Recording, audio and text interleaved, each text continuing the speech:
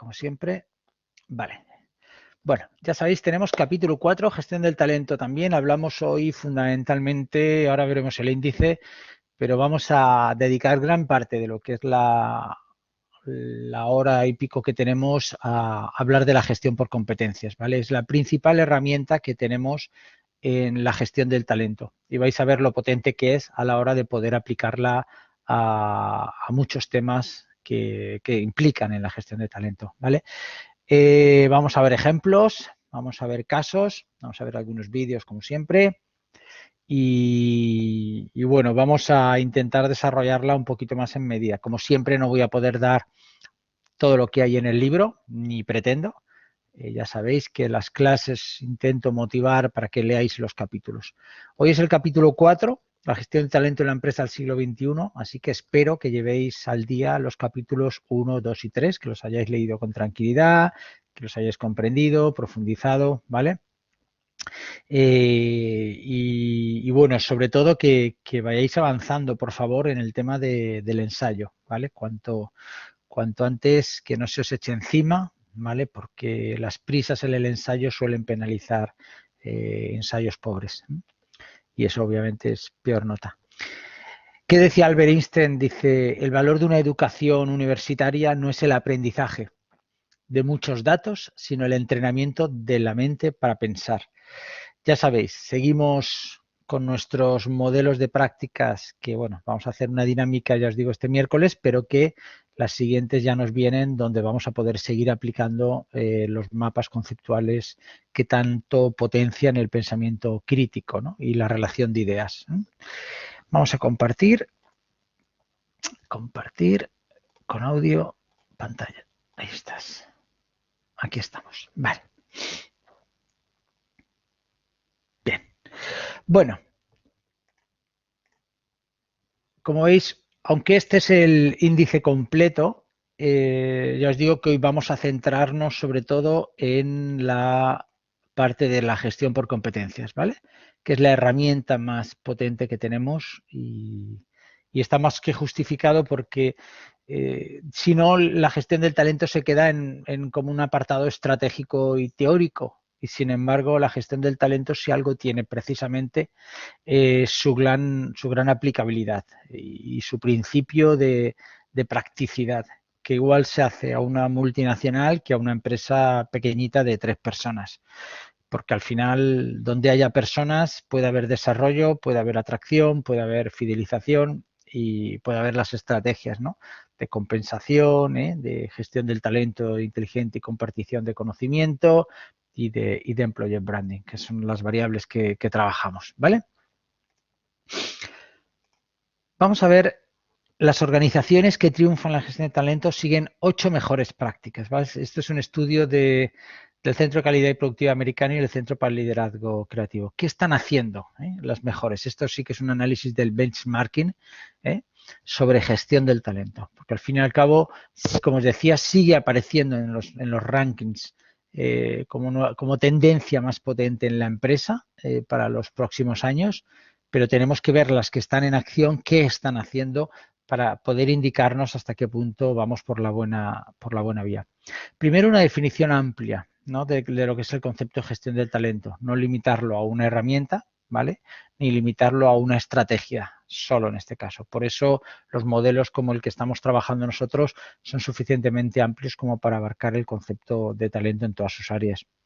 Después, integrar los diferentes elementos en un sistema más comprensivo. De hecho, si os fijáis, de las 6 variables que nosotros trabajamos en la gestión del talento, 3 decimos que son sistémicas, es decir, que se abarcan en el concepto de la propia organización. Yo creo que ese es uno de los puntos más potentes que tiene precisamente la gestión del talento, a diferencia de la Dirección Estratégica de Recursos Humanos o de la Dirección de Personas y Recursos Humanos más tradicional, donde se vinculaba más a elementos funcionales. Sin embargo, la gestión de talento se vincula más al sistema organizativo, ¿vale? Después, la gestión del talento es verdad que inicia su potencial atracción para los CEOs y para la alta dirección en poner el valor en aquellas personas que son diferenciales para la competitividad de la empresa. Claro, el objetivo sería que el 100% fueran, ¿no? Que fueran talentos de su más alto valor, pero como ya sabéis y como ya hemos visto en las matrices de talento y en los diferentes niveles de potencialidad y rendimiento, ¿os acordáis de la matriz? Hay profesionales que son de alto rendimiento, a lo mejor con poco potencial, pero en este momento son de alto rendimiento y por lo tanto igual no es el potencial o no es el talento de más alto valor, pero es un talento necesario. Es difícil pensar en una organización que tiene solo estrellas, ¿vale? Es difícil, ¿eh? No digo imposible, porque es verdad que cada vez estamos viendo organizaciones más potentes y con menos personal.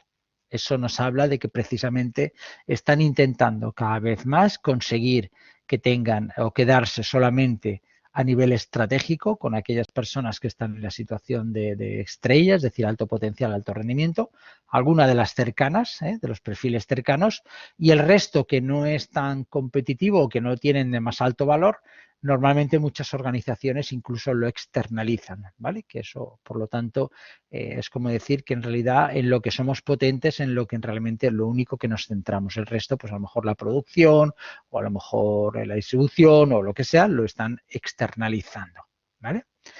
Otro caso es que creamos en las culturas de talento, es decir, que integremos en realidad que la cultura del talento tiene que desplegarse desde el ápice estratégico hasta las bases. Por lo tanto, ahí sí que diríamos que intentar trasladar el más alto valor de la cultura a todos los empleados. Conseguir implicar a los directores generales y ejecutivos en el trabajo de la gestión del talento. De hecho, es una de las elementos diferenciales. Si tú oyes a tu CEO, a tu director general, a tu comité de dirección, a los directivos principales hablar de talento, que la palabra talento salga, es como que están implicados en ese proceso. Ellos mismos se involucran normalmente en los procesos que tienen que ver con los procesos de promoción a sus áreas más afines, por supuesto. Hay determinados niveles a los que no pueden llevar ni deben, porque en organizaciones muy grandes es bastante complicado que puedan llegar a conocer, ¿no?, a los niveles más bajos. Aunque muchos de los casos que se ponen a veces como ejemplo de grandes CEOs es precisamente el conocimiento de todas las personas de la organización, ¿vale? Tradicionalmente se decía que los buenos directores generales es aquellos que hacían el paseillo, ¿no? Aquellos que se bajaban a fábrica, que saludaban a todos, que hacían el paseo diario para estar en contacto, ¿no?, con los procesos de producción, sobre todo en conceptos más industriales. Hoy en día que estamos en esta era del conocimiento, como bien sabéis, también es verdad que tenemos que valorar, depende del tamaño de la organización, pero tenemos que valorar precisamente el conocimiento de las personas. Recordar que talento significa, o gestión de talento significa la individualización, el intentar trabajar el desarrollo y la formación uno a uno de nuestras personas. Y si el CEO está involucrado, esa gestión de talento no solo será más creíble, sino que en realidad se podrá aplicar mucho mejor. Construir modelos de competencias, que hoy veremos con más profundidad qué son estos modelos, para crear una comprensión compartida de las habilidades y comportamientos que las organizaciones necesitan y valoran de los empleados, ¿vale? Eso ya os digo que hoy lo vamos a desarrollar con mucha profundidad. Y controlar ampliamente los sistemas de gestión de talento para identificar gaps potenciales en los talentos, ¿vale? Esto es otra de las cosas que están haciendo las mejores, ¿vale? Es decir, identificar en qué áreas potenciales va la organización, hacia dónde va o debería ir y de alguna manera identificar dónde tiene ese gap potencial para estar pendiente en los procesos de flujo continuo de atracción de talento hacia esos altos potenciales. Recordar, contratar en el presente, pero para el presente y el futuro, que ese es un elemento fundamental en la gestión del talento. Y después, por último, la excelencia en el reclutamiento, identificación y desarrollo de talentos.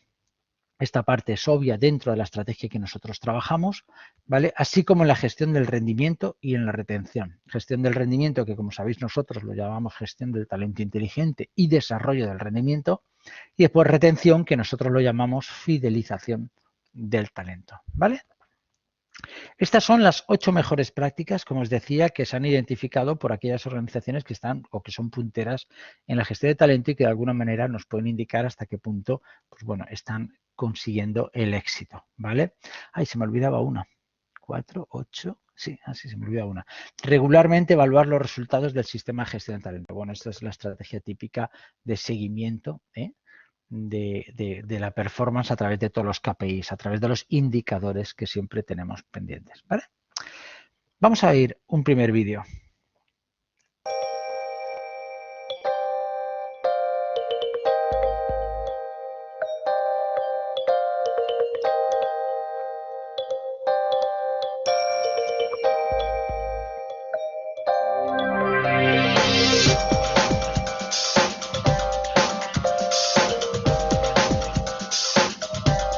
Yo creo que los beneficios que un trabajador recibe en una empresa son, obviamente el salario es muy importante, pero yo creo que hay otros intangibles que son mucho más importantes y que están relacionados con algo muy importante. Intentar que la persona que está trabajando en un entorno y que trabaja muchas horas al día sea feliz trabajando en ese entorno. Parece una tontería decirlo así o parece una quimera poder decirlo así, pero es conseguible. Es conseguible el que la gente se sienta en el trabajo incluso a veces mejor que en casa. Para ello, pues Google hace cosas que yo creo que son cosas que muchas empresas de la siguiente generación van a tener que hacer. Pero tenemos pues un sistema en el que la gente come gratis en la oficina, tenemos muchas salas para reflexionar, otras para poder tener un momento de esparcimiento, y esto hace que la gente además pueda interactuar entre ellos contándose temas de trabajo, temas personales y al final estando a gusto en la empresa, porque lo que sí estoy convencido es que no hay una vida personal y una profesional, hay una vida. Y estar a gusto en ambas es importante, con lo cual una persona motivada, como hemos dicho antes, es una persona que va a producir mucho más y más contenta y más feliz. La filosofía del 20% en Google está muy establecida desde sus inicios y la seguimos manteniendo incluso ahora que somos una compañía de 38.000 personas. ¿Qué significa la filosofía del 20%? La filosofía es, bueno, una persona innova más, está más motivada, es más feliz, si además de hacer lo que tiene que hacer según le marcan sus objetivos, puede mirar al mundo, puede abrir otras ventanas a las que le apetece mirar. Normalmente esas ventanas están relacionadas con el sector, con el entorno en el que estamos, y son ventanas que ayudan a esa persona a estar mejor preparada, a tener más criterio en toma de decisiones, a ser mucho más generalista que especialista, y esto a veces ayuda, ayuda mucho la combinación. Y lo más importante, efectivamente, es que Google luego pues acaba entrando, ayudando en estos proyectos y tienen sentido. Y han salido muchos proyectos que Google ha lanzado al mercado, han salido de este tipo de iniciativas. Hay datos tangibles de que somos una de las empresas con mejor índice de retención de empleados del mundo. Somos empresa que según qué ranking estamos siempre entre las 3 primeras más deseadas para trabajar, y eso es porque la gente que está dentro está contando que aquí se trabaja bien, eso es un estudio ya establecido. Y luego, obviamente, una empresa que tiene la velocidad de innovación que tiene Google, la velocidad de entrar en nuevos mercados, de crear nuevos mercados y de cambiar tan rápidamente, si no es porque la gente, que es el principal activo que tiene en este momento una compañía como esta, está contenta y con ganas de ir todavía un poco más allá, pues es porque esto no funcionaría. Esto es un índice más de que esto de alguna manera ayuda. Los perfiles de gente que buscamos son perfiles de gente, yo creo, de la nueva generación o de lo que pensamos que la nueva empresa del futuro va a necesitar. Son perfiles de gente que le gusta relacionarse con los demás, que la jerarquía tiene un sentido, pero no es en sí mismo el sentido para hacerlo todo, y es gente que está abierta a hablar con todo el mundo. Para mí, que llevo aquí trabajando ya casi 5 años, me cuesta imaginarme un entorno de otra empresa que me pueda motivar tanto como este, pero posiblemente exista.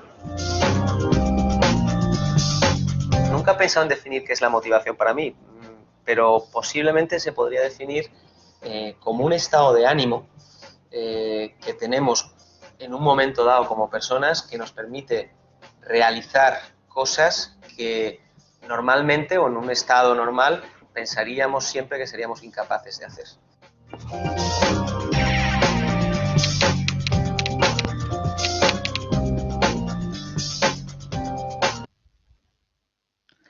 Bueno, como veis, muchas veces utilizamos el caso Google, ¿verdad?, a la hora de de ver, porque es verdad que son compañías y de hecho, bueno, hay muchas empresas pequeñas que tienen políticas parecidas, ¿eh? Lo que pasa es que no son tan conocidas, pero nos viene bien porque es verdad que a pesar de que la gente diga, bueno, es que eso es Google, que tiene fama, no sé cuántos, bueno, es que hay que ser atrevido para tener este tipo de políticas. Incluso muchísimas empresas españolas que les dices que por qué no hacen ese 20% que están diciendo ellos o muchas de las otras técnicas ni siquiera se lo pueden plantear porque indudablemente suele ser un cambio cultural, ¿vale?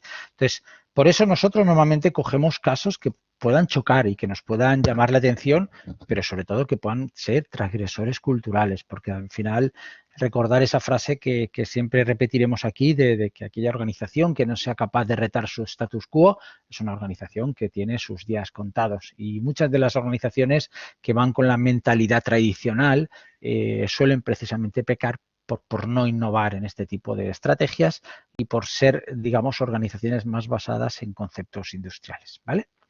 ¿Cuáles son, fijaros, hemos visto cuál es el benchmarking, es decir, que cuáles son los comportamientos más potentes que hacen las organizaciones que se trabajan, se centran en el talento, pero vamos a ver también cuáles son los obstáculos que nos encontramos normalmente a la hora de poder implementar la gestión del talento. De nuevo, fijaros, es un estudio de McKinsey en este caso. Fijaros, el 59% es por altos directivos que no dedican suficiente tiempo al talento. Es el engranaje, para mí el factor más importante, el entender en realidad que las personas que son las responsables del liderazgo en la organización entienden y aplican la gestión del talento y no solo la entienden y la aplican a los demás, sino que se lo aplican a ellos mismos también. Hay que tener esa talent mindset que llamamos, ¿vale? La organización que se aísla en compartimientos estancos, es decir, muchas veces la gestión de talento, como decíamos, es un concepto sistémico, es un concepto que abarca toda la organización. Lo peor que puede haber para aplicar la gestión de talento es precisamente pues un área de marketing, un área de recursos humanos, un área de producción, un área de sistemas suficientemente estancas, aisladas e independientes como para no integrar muchas veces las políticas o que la gestión de talento no se pueda impregnar en cada una de ellas. Fijaros porque aparece en segundo lugar. Tercer lugar, los jefes de línea no están demasiado comprometidos con el desarrollo de las capacidades y la carrera de sus empleados. Esto, entendedme, esto tiene una fácil comprensión en la medida que, si nos vamos aquí, la alta dirección no dedica suficiente tiempo. Al final esto es un proceso en cascada. Lo que no se ve arriba no se va a ver abajo. Desde abajo no se dan las revoluciones. Los grandes cambios se tienen que dar desde arriba a abajo. Por lo tanto, si la alta dirección en realidad no le dedica tiempo, los jefes de línea tampoco le van a dedicar, porque en realidad eso quiere decir que son organizaciones más funcionales, que están dedicadas más a las funciones concretas y donde esa transversalidad de la gestión del talento no la están aplicando, con las consecuencias, problemas en temas de desarrollo de capacidades, como bien diréis, o desarrollos de carrera, donde obviamente los jefes de línea deberían ser las personas que más saben de sus empleados como para dar información o gestionar ellos mismos ese talento en su línea. Los jefes de línea no son partidarios de diferenciar a los mejores empleados de los mediocres. Es verdad que existe una cultura de la igualdad por encima de la equidad y eso puede, de alguna manera, potenciar precisamente. Bueno, también es verdad que cuando vemos la palabra mediocre, a mí me entra una especie de tirarme para atrás, ¿no? Decir, ostras, ¿podemos encontrarnos gente mediocre? Yo puedo ser mediocre como profesor o vosotros podéis ser mediocres en vuestra función de estudiantes como profesionales. Desde luego es una palabra un poco negativa, ¿no? Un poco descalificante. Entonces, ¿cuál es la interpretación que tendríamos que dar? Quizás a lo mejor la palabra no es la más adecuada, pero en talento tenemos que entender una cosa. Recordad esa frase que siempre os digo. Todos tenemos talento, pero no en todo. ¿Vale? Si entendemos esa frase, que para mí es una de las frases más potentes en la gestión de talento, entenderemos que en algunas áreas sí que somos mediocres. La cuestión es no hacer de un área mediocre o de unas competencias mediocres, no hacer tu desarrollo de carrera en ella, porque obviamente estarás ahí aguantando hasta que llegue un momento en que se te exija más rendimiento, más potencialidad y no puedas darlo. Y por lo tanto vayas en los perfiles cayendo hasta un área donde obviamente tendrán que tirarte de la propia organización o estarás estancando. Si has logrado suficiente poder, estarás estancando la organización a que no pueda crecer.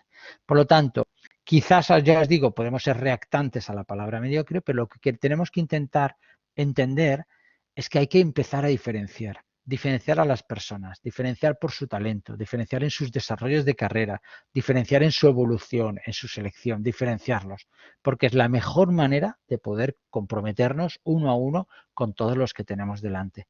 Y de hecho, el concepto que he puesto antes yo creo que es el que igual nos tenemos que quedar a nivel de idea. No es defender la igualdad, sino la equidad. Es decir, si yo a igualdades de condiciones tengo una persona que es más competente, es normal que esa persona le intente dar más responsabilidad, ¿verdad? Bueno, pues ese es el concepto de equidad que tanto nos interesa, ¿vale? Más cosas. La alta dirección no está demasiado involucrada en la gestión estratégica del talento. De nuevo, volvemos al tema fundamental que habíamos salido en el ítem primero. Los jefes de línea no gestionan el talento de los profesionales de bajo rendimiento de forma adecuada. Fijaros, la diferencia de antes, de lo que decíamos de los jefes de línea, es que aquí nos hablan de cómo se gestiona el profesional de bajo rendimiento. Esta es una pregunta que no se suele hacer en ningún contexto. Estamos hablando siempre de los altos rendimientos, de los altos potenciales, la gente que es ejemplo en su organización, pero la pregunta que nos establece también el talento es ¿qué hacemos? ¿Os acordáis de la matriz de talento? ¿Qué hacemos con esas personas de bajo talento y de baja productividad y de baja potencialidad? Claro, si tenemos una persona de baja potencialidad y baja productividad, es una persona donde tenemos que poner un interrogante y tenemos que plantearnos primero si a lo mejor es la organización la que está potenciando que esa persona esté ahí o si al contrario le hemos dado oportunidades, le hemos dado procesos y oportunidades de mejora, etcétera, y no ha sabido coger estas oportunidades para desarrollarlas. Bueno, pues ahí es donde hay que tomar medidas. Es decir, ¿qué hacemos con las personas de bajo rendimiento? Y esto también hay que saber gestionarlo, ¿vale? Yo siempre digo que hay que dar siempre oportunidades, ¿eh? Ojo, caer en ese interrogante no significa automáticamente el despido. Lo que significa es que te tienes que plantear por qué esa persona está en ese espacio. Pero esa pregunta hay que hacérsela, porque si no, obviamente no puede ser que una organización vaya acumulando personas en esos espacios cuando lo normal o lo deseable debería ser que todas las personas intentaran evolucionar al máximo posible en la medida que la organización sigue creciendo, ¿vale? Pero del estudio, que estos son ítems del estudio, preguntas que se hacen en el estudio, este es el orden de máxima frecuencia que ha aparecido como principales obstáculos en la gestión del talento, ¿vale? Quedaros fundamentalmente de problemas de alta dirección, problemas de independencia en los diferentes departamentos, problemas de los jefes de línea, que no se comprometen y al mismo tiempo no saben qué hacer con el bajo rendimiento, ¿vale? Y esto lo que nos está generando es problemas en realidad para la propia implementación. Vamos a ver qué nos dice sobre esto Cubeiro. Yo os he comentado alguna vez de mi amigo Juan Carlos Cubeiro. De hecho, os puse un vídeo para en el capítulo 3 de una conversación que tuvimos él y yo de casi 1 hora y pico en Instagram directo. Bueno, pues aquí tenéis 2 minutitos con él para que nos hable de ese liderazgo y de la importancia de ese liderazgo.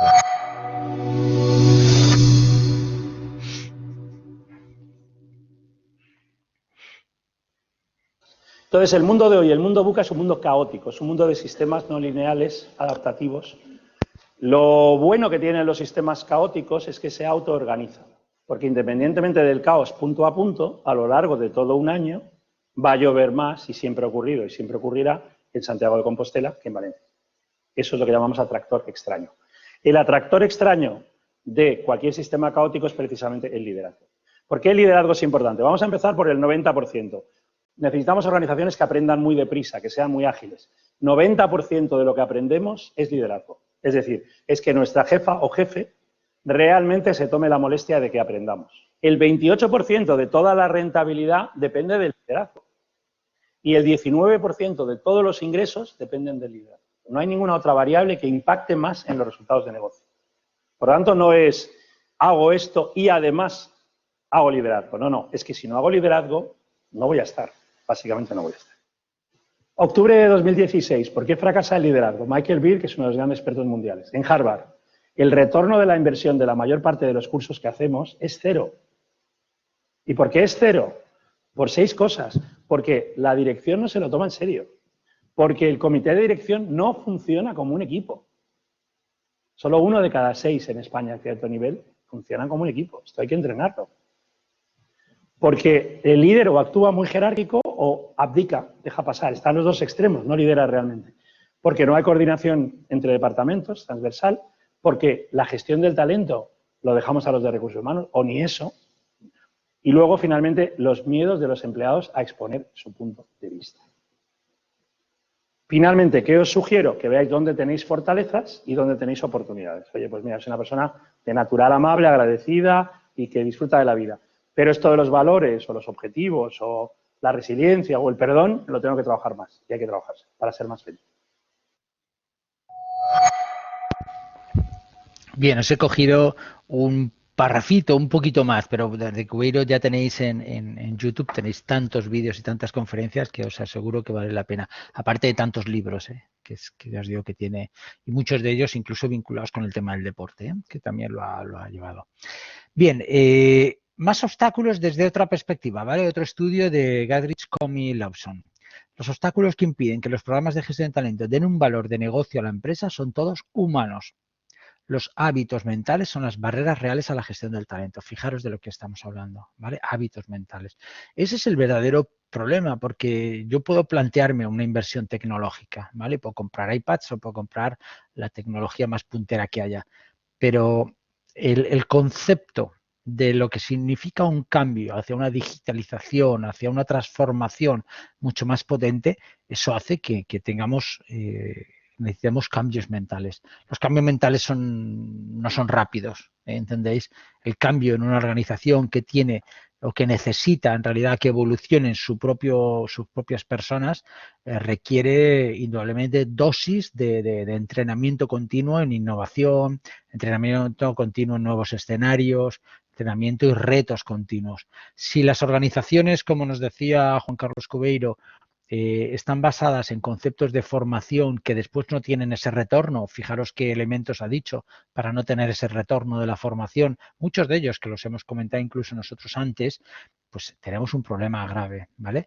Hoy vais a descubrir una herramienta que os va a dar una potencialidad de aplicación brutal a cualquiera de las áreas. Aparte que yo creo que esta herramienta no está tan utilizada por muchas organizaciones, bueno, en Estados Unidos más del 80%, ¿vale? Pero en España, a pesar de que muchas dicen que la utilizan, no es verdad. Y, de hecho, utilizarla en su máxima extensión, es decir, utilizar la gestión por competencias para la selección, la evaluación, el desarrollo, la compensación, es complicado. Es decir, muy pocas tienen esa integración tan completa. Si vosotros, aparte, os interesa, yo os diría profundizar el máximo posible, porque puede ser un elemento diferencial en vuestra entrevista de recursos humanos. No dudarlo, ¿eh? No dudarlo que puede ser un elemento diferencial. Primer obstáculo, ¿vale? De este estudio, diferencia del otro estudio que habíamos visto de McKinsey, ¿eh? El primer obstáculo es que el 54% de los entrevistados ponía como obstáculo que los directivos senior no pasan suficiente tiempo de calidad en la gestión de talento. Fijaros, de nuevo nos ha parecido algo similar al estudio McKinsey, pero aquí no, digamos que aporta un elemento diferencial, es tiempo de calidad. Esta expresión tiene mucho que ver, mucho que ver, a veces nosotros la decimos incluso a niveles de desarrollo personal y de coaching personal, ¿no? Sobre todo los que somos padres, ¿no? ¿Qué tiempo de calidad dedicas con tus hijos, ¿no? Por ejemplo. No, es que yo dedico mucho tiempo. Digo, no, mucho tiempo a mí no me vale. Yo digo tiempo de calidad, tiempo en realidad donde estés compartiendo realmente cosas profundas con ellos y donde no solamente sea un estar, ¿no? Sino compartir realmente. ¿Qué tiempo de calidad dedican la alta dirección, en este caso los directivos senior, a la gestión del talento? Porque ahí es donde vamos a ver en realidad hasta qué punto se está dando. Segundo, con un 52%, los directivos no se comprometen con el desarrollo de personas. ¿Os acordáis lo que ha dicho antes Juan Carlos? Que al final muchos consideran que esto lo tiene que hacer recursos humanos. Ese es un verdadero problema. Por eso nosotros defendemos tanto esta visión de la gestión de talento más sistémico, más global, porque tienen que afectar a toda la organización. Y no solo tiene que afectar a toda la organización, sino que cualquier dirección, alta dirección, mandos intermedios, jefes de línea, me da igual, tienen que entender que eso son herramientas de ellos también. Es decir, tienen que integrarlo en su día a día y además con su tiempo correspondiente, con este tiempo de calidad que estábamos diciendo. un 51%, veis que está ordenado según el porcentaje, indicaba que la organización está aislada y no anima a la colaboración constructiva compartiendo recursos. De nuevo, la independencia de las diferentes áreas. Lo importante que es la posible relación. En España es verdad que tenemos una tendencia a ver que cuando dos personas hablan están perdiendo el tiempo, y eso es un absurdo desde la gestión de talento. Desde la gestión de talento entendemos fundamentalmente que cuando dos personas hablan, ya están haciendo algo importante, que es hablar, cuando uno de los grandes problemas de muchas organizaciones es lo que llamamos el silencio organizativo, es decir, que nadie hable. ¿Os acordáis que Juan Carlos también lo ha dicho en el vídeo? Dices que normalmente el empleado no se atreve a decir cosas. Eso es lo que pasa en las organizaciones silenciosas, que no potencian la creatividad, la innovación, el participar, el opinar. Es decir, que en realidad la gente con su mente participe en la propia organización. Bueno, pues tenemos que intentar romper con esos hilos que decíamos, con esa independencia, con ese estar cada uno en sus áreas, sin entender que en realidad hay una máxima, y es que el cliente no entiende si eres de marketing, de sistemas, de recursos humanos o de donde sea. El cliente entiende el servicio. Y si el servicio no se lo das, te va a evaluar mal, venga de donde venga, ¿vale? El 50% que los supervisores directos no quieren diferenciar entre su gente que es de alto nivel a los que son bajos. Fijaros de nuevo cómo nos sale el tema del miedo a diferenciar, porque parece que en la medida que estamos excluyendo a algunos de esos altos valores, estamos de alguna manera generando exclusión, o que estamos de alguna manera dividiendo a las personas. Pero también hay otra lectura. Si tú no diferencias a las personas que en realidad están rindiendo más en la organización, pueden sentirse obviamente mermadas, pueden sentirse de alguna manera desmotivadas de todo el esfuerzo que están haciendo diferencial. Por lo tanto, ya os decía, uno de los principios básicos siempre es entender muy bien qué significa la equidad, ¿vale? Este concepto de equidad que decíamos.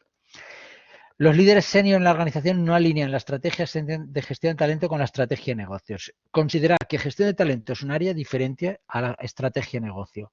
Yo os decía que la gestión de talento está tan implicada en el negocio, tanto por sus resultados como por los KPIs, como por sus sistemas de gestión del conocimiento, que no podemos diferenciarlas. Aquellos que las diferencian le están haciendo un mal valor a la propia organización. Los supervisores directos no afrontan las personas de bajo rendimiento. Esto lo vimos también en el de McKinsey, ¿vale? De tipo crónico con efectividad. Y fijaros que está diciendo bajo rendimiento de tipo crónico. Es decir, personas que de alguna manera están ya durante muchos años estancadas y que no hemos conseguido de alguna manera ni motivarlas ni desarrollarlas. Yo siempre pongo en duda, decir, primero analiza qué hemos hecho para en realidad sacarlas de ahí y después tomemos decisiones. Los planes de sucesión y los procesos de distribución de recursos no son suficientemente rigurosos para equilibrar las personas adecuadas a sus roles. Es decir, no estamos en realidad utilizando bien las competencias que tienen las personas ni el valor que tienen con los procesos de sucesión y de promoción, ¿vale? Y no son suficientes rigurosos. ¿Qué significa? Pues que estamos haciendo que la meritocracia en realidad no se instale en la propia organización. Eso significa que los elementos que tienen que ver más con la relación, con el poder, con el amiguismo, muchas veces pueden confundir y mezclarse en un programa de gestión de talento y hacerle mucho daño. Lo vamos a ver porque en la gestión por competencias, que ya os digo es el tema fundamental de hoy, es que son las competencias lo que valen, es el mérito, es lo que tú tienes de valor y lo que aportas diferencialmente, y si eso está alineado con la organización, por lo tanto no hay más. Por eso es tan importante entender que todo esto sí que se puede objetivar, y muchas organizaciones lo hacen más a nivel teórico y no se meten en realidad porque tienen miedo a medir. Y claro, es que si mido tengo que ponerle valor a las personas, si habrá altas y bajas. Bueno, no, si mides lo que tienes que decirle a las personas es que la medición es una manera de desarrollo, es un elemento del desarrollo de las personas. Fijaros lo que os estoy diciendo. Si no se mide, no se gestiona. Si yo no puedo medir, no puedo gestionar la organización, no puedo tener KPIs, no puedo tener retornos, no puedo saber cómo desarrollar a las personas. Ahora lo vamos a ver más en detalle, pero para mí la medición es fundamental. Pero para mí la medición es fundamental si la vinculo con el desarrollo. Medir solamente en organizaciones, por ejemplo, que no son de gestión de talento, sino que son organizaciones más basadas, digamos, en los liderazgos fraternales, autoritarios, etcétera, la medición es verdad que en ese tipo de organizaciones es un mal. ¿Por qué? Pues porque se utiliza para despedir. Y la medición, por lo tanto, es un arma de doble filo. Miden para saber quién lo hace mal y te despiden, o quién no está alineado, o en quién no confía la organización, o quién de alguna manera no le cae bien al jefe. Con lo cual, imaginaos, mezclamos ahí una cantidad de variables tremendas. Pero si la organización utiliza la medición como herramienta de desarrollo del talento, ¿vale? La tiene integrada. Es decir, el propio empleado es el que tiene que gestionar su propia medición y saber dónde está para poder aplicarlo. Ahí sí que la medición toma un valor fundamental. Porque es como decir, bueno, a vosotros no os gustaría saber, y os hago una pregunta abierta, ¿no os gustaría saber qué nivel tenéis competencial de inteligencia emocional? ¿No os gustaría saber cuál es vuestro nivel competencial de, claro, ¿verdad, Paula? Y yo creo que a todos, ¿no? ¿No os gustaría saber cuál es vuestro nivel de liderazgo o cuál es vuestro nivel de equipo? Claro, yo creo, ¿verdad, Andrea? A ti también, ¿verdad? O, por ejemplo, en la dinámica que hicimos el otro día, bueno, pues hubo grupos que participaron mucho mejor que otros, ¿verdad? Bueno, pues eso, quieras o no, es una medida subjetiva, que, gracias, Verónica, a ti también, ¿verdad? Yo creo que todo el mundo quisiera saber. Hubo grupos el otro día que lo hicieron francamente muy bien, grupos que les costó bastante y grupos, perdonadme, que fueron un verdadero caos y no pasaron de los principios más básicos. ¿Qué significa? Pues que eso te cuestiona tus competencias. Claro, si yo para qué utilizo este feedback, para qué utilizo este retorno de información, imaginaros que yo hubiera dicho, pues mira, los que en realidad tuvieran muy buen retorno porque llegaron a la solución, les pongo nota y esos van para arriba y los que fracasaron, a esos me los cargo porque es que estos, vamos, tienen hasta negativos y puntos rojos. Si yo hubiera hecho eso, hubiera sido un modelo tradicional de recursos humanos donde muchas veces mido sin haber planteado antes un proceso de desarrollo real. A mí me hubiera gustado haber dedicado casi un curso para trabajar en equipo y después hacer todas estas pruebas para saber cómo ese curso en realidad ha tenido un retorno determinado. Pero nadie nos enseña a ser inteligentes emocionales, nadie nos enseña a trabajar en equipo, nadie nos enseña a liderar, nadie nos enseña a participar y a comunicar, lo tenemos que aprender casi de la propia experiencia. Y esa es una diferencia al mundo del deporte. Yo siempre digo que el mundo del deporte es un ejemplo porque en el mundo del deporte se entrena para rendir. Y en la empresa no, en la empresa entrenamos en la propia experiencia, con lo cual es verdad que tenemos mucho fracaso, pero como aquí nadie se da cuenta, como digo yo, nadie mide, pues obviamente pues tiramos para adelante con lo que sea. Pero ¿no os gustaría tener un perfil claro de cuáles vuestras competencias, cómo dedicaros más a una o a otra, en cuáles estáis más flojas, en cuáles sorprendentemente a lo mejor pensáis que sois mejores y sin embargo no es verdad? Claro, toda esa información no la tenemos. Estamos realmente perdidos y yo os animaría por eso a dedicarle mucha especial atención al tema de hoy, porque el tema de hoy puede ser vital para vuestro propio desarrollo, ¿vale? En la medida que lo vamos a seguir viendo. Bueno, y el último obstáculo que decíamos de este estudio es que el CEO y el equipo senior no comparten su visión a muchos de los roles, es decir, diferencian entre lo que es yo tengo la visión y a partir de ahí voy dando órdenes hacia abajo, pero a veces si no compartes la misión ni la visión a tu propia gente, si no compartes tus sueños, a veces es difícil en realidad que la gente se comprometa, ¿no? Conocéis la historia, ¿no? De los tres picapedreros, ¿no? No sé si la conocéis, es una fábula muy bonita donde va una persona, ¿no? Y ve a una persona golpeando la piedra, un picapedrero, ¿no? Y le pregunta, ¿usted qué está haciendo? Y dice, pues mira, aquí estoy picando piedra, ya ves, aquí, dejándome las manos sangrientas y arañándome y dejando que la sangre en este trabajo tan duro, ¿no?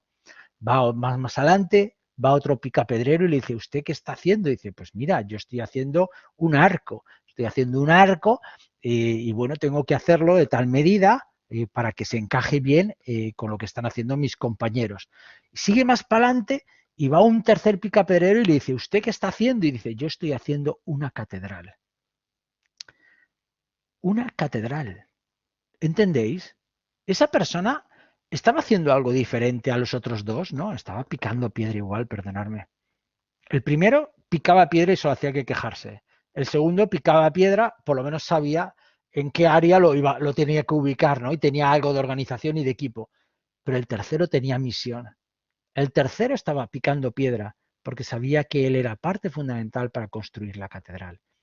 Esa es la parte que se están quejando, se quejan muchas personas, que nos hemos convertido en unas organizaciones tan industriales, tan en el concepto industrial, donde todo se ha dividido tanto el trabajo, que al final la gente ha perdido lo que son los objetivos de su trabajo, ha perdido el significado de su trabajo, ¿no?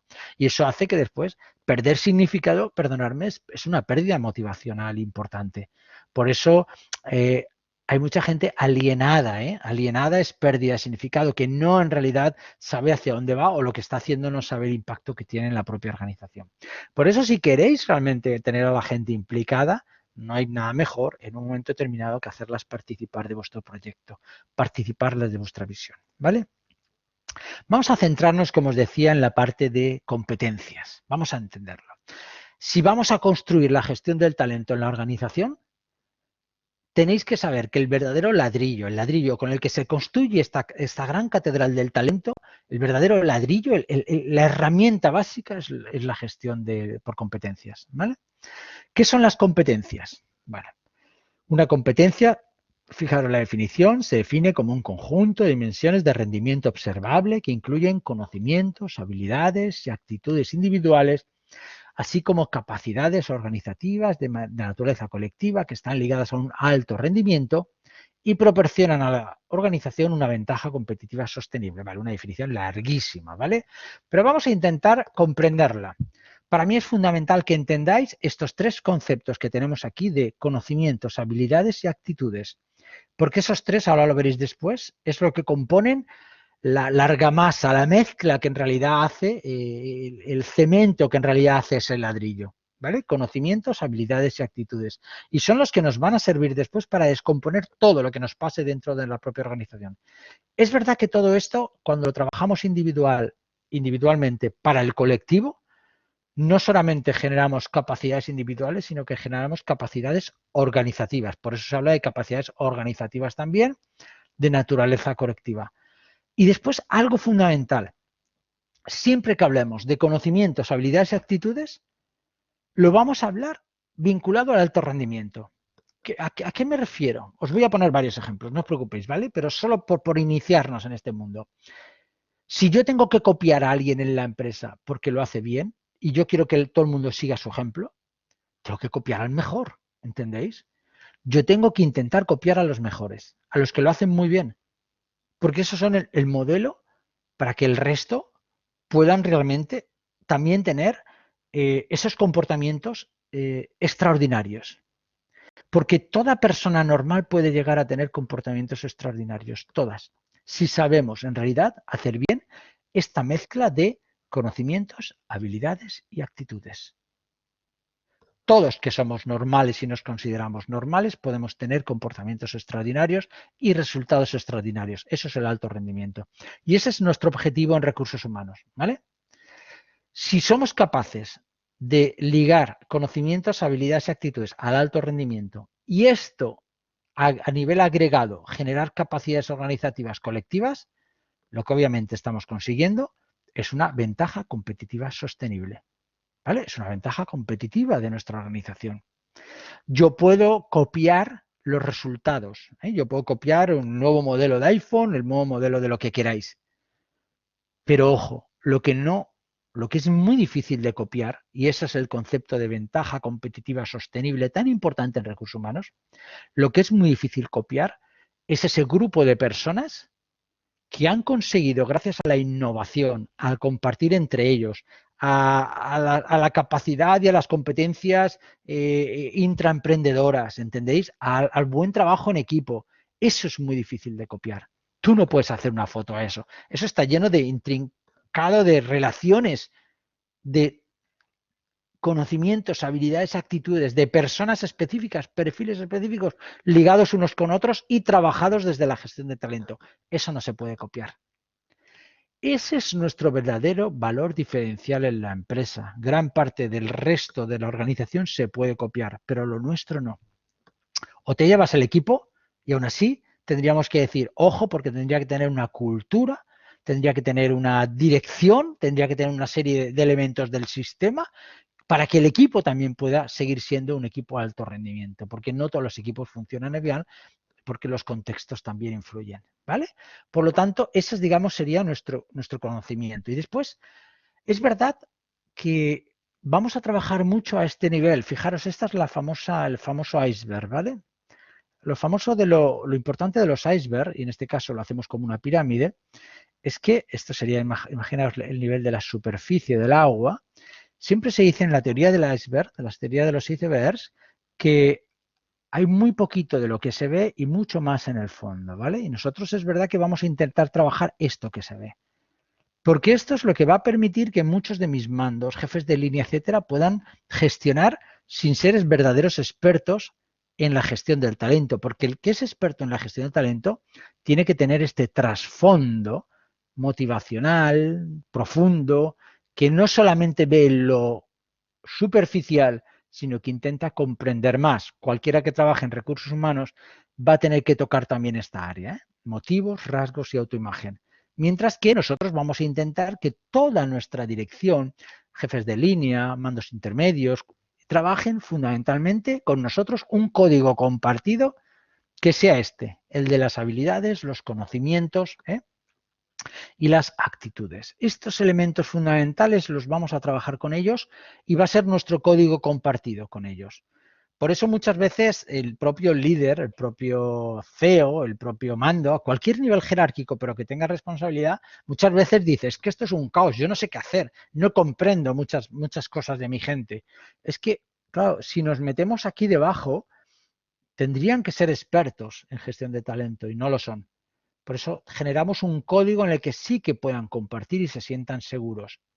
Muchos líderes les gustaría gestionar mejor el talento, pero es que no lo comprenden. Por eso es tan importante este código. Y ese código lo genera la gestión por competencia. Luego ya os digo una cosa, la gestión por competencia no solo es medición, es un código de comunicación compartido con el resto de la organización. Todo el mundo entiende cuando hablamos de un nivel competencial 3, 4, 5, de alguna competencia determinada, sabe lo que significa y sabe no solo lo que significa ahora, sino lo que puede significar en el tiempo, ¿vale? Lo vais a ver más adelante. Fijaros, esta mujer es una de las grandes Marta Hayes del mundo de la gestión por competencias. Muchos de los libros que conocemos de gestión por competencias son de ella. Os traigo solo un minuto de ella, ¿eh?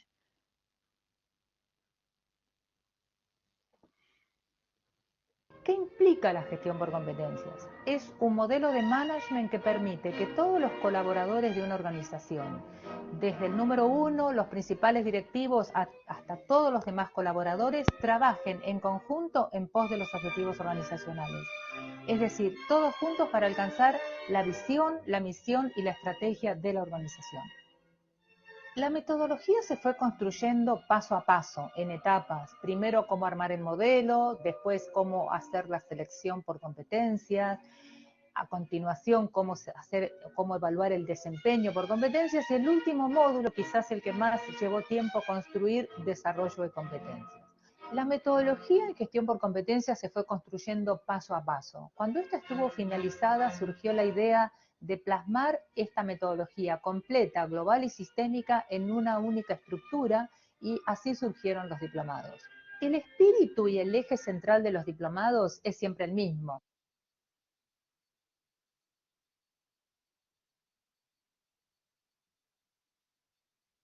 Perdonad, lo que inicialmente nos dice Marta Hayes es que empezó todo con procesos de selección, poco a poco como fueron herramientas que fueron incorporando la base competencial, evaluación del selección, evaluación del rendimiento, desarrollo, compensación. Todo eso ha permitido que al final digas, oye, vamos a hacer un marco más global de intervención en la gestión por competencias. Esa es la verdadera herramienta. La herramienta se ha superado a sí misma para convertirse en un verdadero modelo de gestión. Es nuestro modelo de gestión, ¿vale? Vamos a ver si lo comprendemos mejor este modelo. ¿Veis? Aquí están los tres pilares de la gestión por competencias. Conocimiento, saber hacer. Es el know-how, ¿vale? Habilidades, el poder hacer, el que tengáis las habilidades, ¿eh? Y las actitudes, el querer hacer. Fijar qué 3 preguntas más importantes a la hora de poder trabajar un área específica. ¿Sabes hacerlo? ¿Tienes el know-how? ¿Puedes hacerlo? ¿Tienes tú las habilidades concretas para poder hacerlo? Y después, ¿quieres hacerlo? ¿Tienes la motivación, el compromiso, el engagement como para realmente querer hacerlo? ¿Por qué estas 3 preguntas son tan importantes y por qué les damos tanto valor en la gestión por competencias? Bueno, porque hay gente que sabe hacerlo, tiene el conocimiento, pero no puede hacerlo. Por ejemplo, uno de los problemas con los que muchos de vosotros vais a las entrevistas es precisamente diciendo, bueno, yo tengo ideas de gestión del talento, de gestión de muchas áreas de la organización, pero no tengo las habilidades porque nunca lo he hecho. Tengo los conocimientos, pero no tengo las habilidades. ¿Vale? Bueno, pues las habilidades, ya sabéis, hay que entrenarlas. Y yo siempre os lo digo, hacer que vuestro punto débil sea o se convierta cuanto antes en un punto fuerte, es decir, que se acelere. ¿Cómo? Bueno, las prácticas es una manera de acelerar vuestro poder hacer. Leer muchos casos concretos de herramientas y otras experiencias de cómo otras personas lo hicieron, bueno, también es un entrenamiento donde visualmente, aunque nosotros no hemos vivido esa experiencia, la vivimos a través de otros y por lo tanto estamos generando estas habilidades a través de otros, lo podemos hacer. Hay muchas maneras de poder hacer este tipo de entrenamiento, pero hay que entrenar las habilidades. El conocimiento es estudiarlo, conocer. Las habilidades es entrenarlo, es hacerlo. Las actitudes son las motivaciones. ¿Qué pasa si tenemos una persona que sabe hacerlo, puede hacerlo y no quiere hacerlo? ¿Puede darse el caso? Claro que se puede hacer el caso.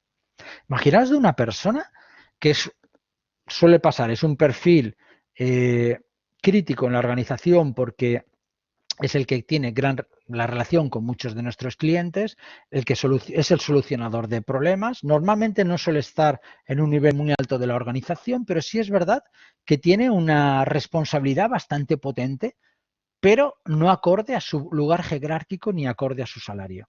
Esto suele pasar mucho en las organizaciones.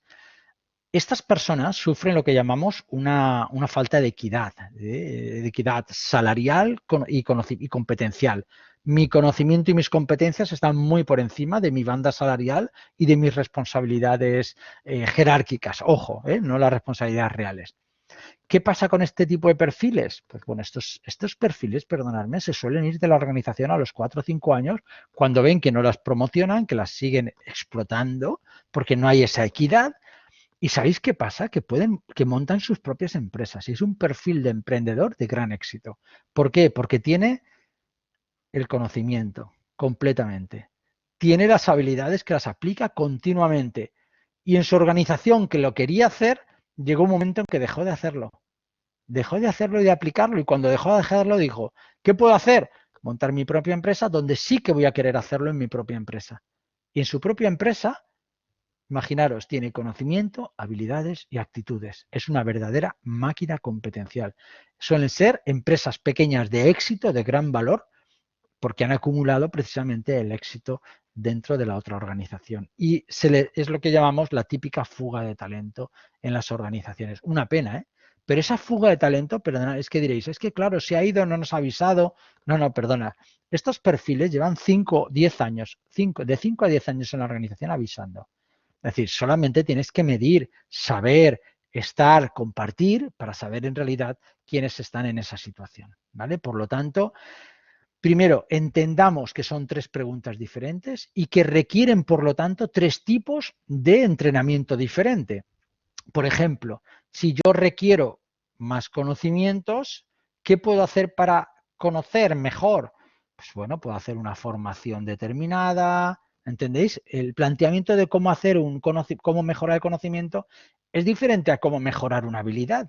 Yo en la mejora del conocimiento de la inteligencia emocional te diría, pues léete algunos manuales, ¿vale?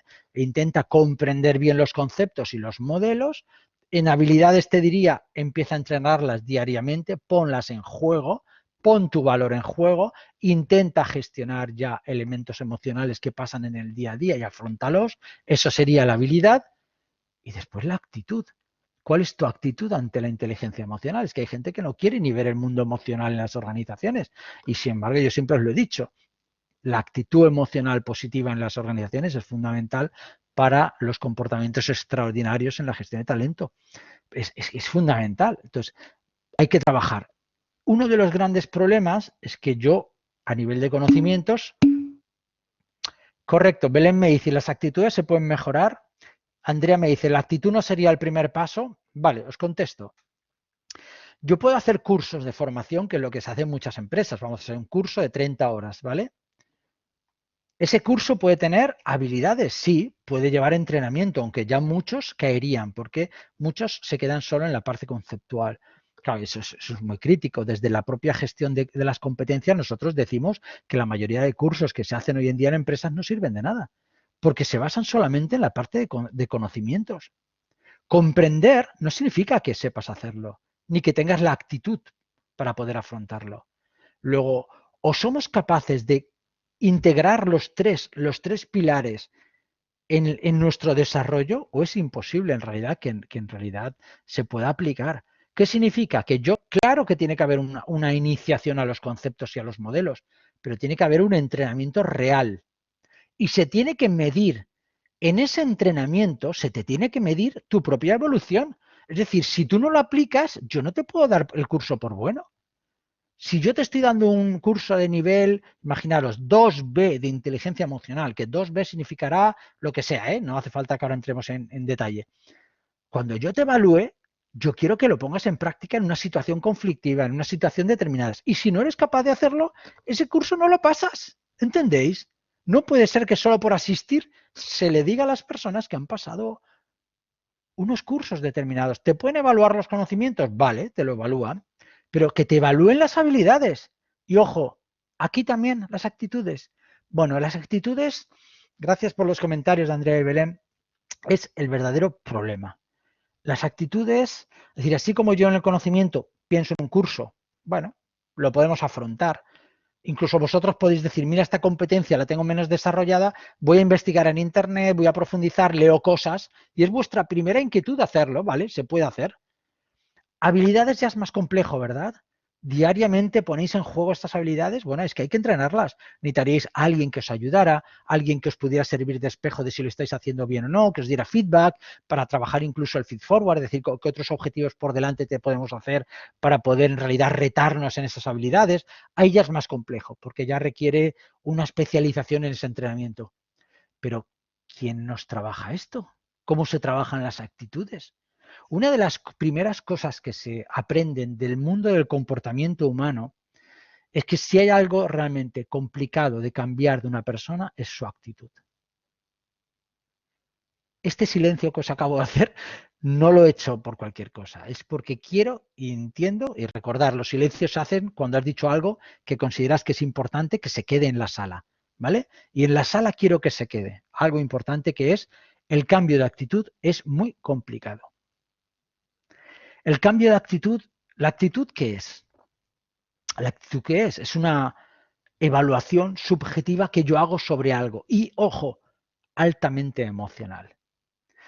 Yo, por ejemplo, llevo trabajando, imaginaros que yo trabajara en la Ford y llevo 20 años en la Ford. Después de mucha experiencia en la Ford en diferentes áreas, esos elementos objetivos que son las experiencias van acumulando un pozo que es mi actitud hacia la empresa. ¿Vale? En la medida que yo he tenido experiencias positivas y me han cuidado, ese pozo generará una actitud positiva, una emoción positiva. En la medida que yo he tenido de cal y arena, como se suele decir, ambas cosas, aspectos positivos y aspectos negativos, mi actitud será neutra. Pero si yo he recibido muchos palos en la organización, he aportado a la organización y no se me ha recompensado, se me ha criticado, sin embargo no se me ha reconocido cuando lo he hecho bien, claro, llega un momento donde mi actitud puede ser negativa. La actitud se consolida en el tiempo y es una sensación y es una evaluación subjetiva. Las actitudes negativas son muy difíciles de cambiar. Son difíciles de cambiar. Por lo tanto, claro, yo el conocimiento hago un curso, la habilidad hago un programa de entrenamiento, pero ¿qué narices hago con una actitud? ¿Qué hago con la actitud para poder cambiar? ¿Se os ocurre algo? ¿Qué podemos hacer con actitudes negativas? Con personas que son importantes para la organización y tienen una actitud negativa. Venga, lo dejo abierto. Venga, poner en el chat lo que se os ocurra. ¿Qué podemos hacer con alguien que tenga una actitud negativa? Motivarlo. Bueno, muy teórico ha quedado eso. Ante una... Claro, ¿qué significa motivar, Paula? Te preguntaría. ¿Cómo lo motivo? A ver, las actitudes son evaluaciones internas que tenemos cada uno de los individuos. Correcto. Vale, si fulanito tiene una actitud negativa, por ejemplo, hacia un tema en concreto, Suelen ser más genéricas las actitudes, ¿eh? Suelen ser... Es decir, es verdad que puede haber elementos concretos que me puedan ayudar a tener una actitud determinada, pero no suelen ser respuestas a cosas concretas. La actitud suele ser una evaluación más global. ¿Vale, Pero Paula? sí que pueden actuar es lo que yo tenía entendido, como barreras. Sí. Entonces, si tú quieres romper esa barrera, ¿qué es lo que está haciendo que tenga una actitud negativa? Pues para romper la barrera habrá que incentivar de alguna forma con algún conocimiento que sea positivo para él, que le abra más la mente para ir eliminando poco a poco hacia ese genérico, esa actitud negativa.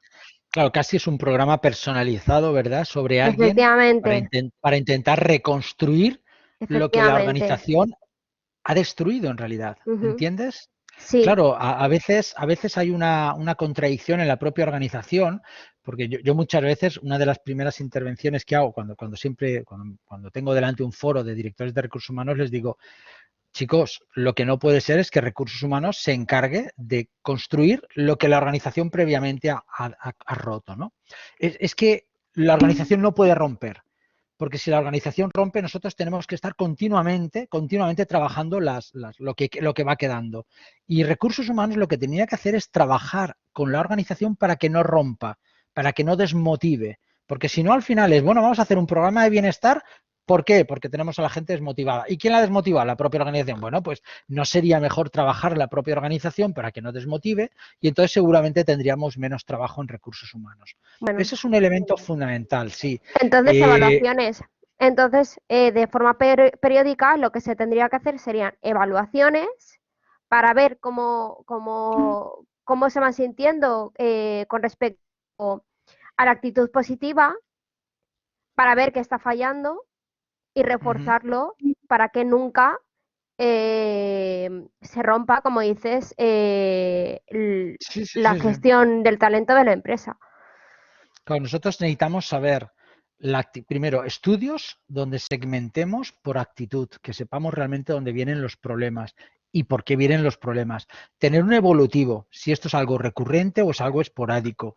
Claro, eso necesitamos muchísima evaluación, pero además ad hoc y además inmediata, porque lo que no puede ser es que nos enteremos un año después de algo que ha pasado, cosas de ese estilo.